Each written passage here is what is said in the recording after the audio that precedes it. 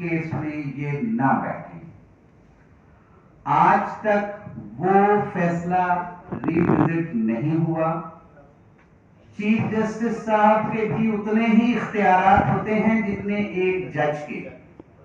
जब आपको एक जज के तौर पे मना कर दिया गया था तो वो जजमेंट आप पे भी आर्टिकल 189 के तहत उसी तरह से बाइंडिंग है जिस तरह से एक आम शहरी के ऊपर बाइंडिंग है। लेकिन हठ धर्मी का ये आलम है कि जिस दिन से चीफ जस्टिस बने हैं, सो कॉल्ड प्रोसीजर एक्ट के तहत एक कमेटी तो मौजूद है, लेकिन हर बेंच में खुद को शामिल करना वो फर्ज मनसबी समझते हैं और खौफ खुदा का भी नहीं और इस अवाम का 25 करोड़ अवाम का भी नहीं कि सिर्फ अपनी अना की तस्कीन देने के लिए, अपनी अना को तस्कीन देते हुए इमरान खान साहब के हर केस के अंदर वो बैठते हैं और जो हम एक्सपेक्ट करते हैं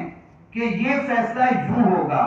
पूरा मीडिया रोजाना 13 मेंबर बेंच की प्रोसीडिंग्स को भी देखते हैं, किस तरह से ब्रदर जजेस के साथ वो बिहेव करते हैं, किस तरह से वकला जो इमरान खान की बात करते हैं, उनकी पार्टी की बात करते हैं, उनके साथ उनका रवैया हमेशा बायस वाजे होता है, नजर आ रहा होता है।